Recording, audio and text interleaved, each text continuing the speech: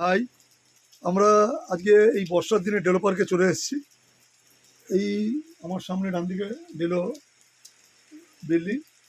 এই ডেলো পার্কের ওপরে এর যে বিল্ডিংটির যে অপূর্ব সৌন্দর্য এবং তার আর চারিপাশে যে পরিবেশ, সেটা শীত গ্রীষ্ম বর্ষা যে কোনো সময় আপনারা আসতে পারেন, এই ডেলো পার্কের সৌন্দর্য উপভোগ করতে পারবেন।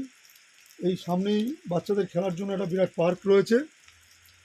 এখানে এখন বৃষ্টি পড়ছে, না হলে ঘোড়া চড়ায়, বাচ্চাদের হর্স রাইডিং করানো হয়, বিভিন্ন বাচ্চাদের খেলনার জায়গা রয়েছে, বয়স্ক মানুষদের বসার জন্য জায়গা রয়েছে, অপূর্ব বিভিন্ন ফুলের সমারোহ এখানে পাবেন আপনারা দেখতে। বিভিন্ন নাম জানা না জানা অনেক ফুল আছে। ওই ফুলটাকে একটু দেখাতে বলছি। আমাদের গাইড বললেন ওই ফুলটার নাম হচ্ছে ইন্দ্রকমল।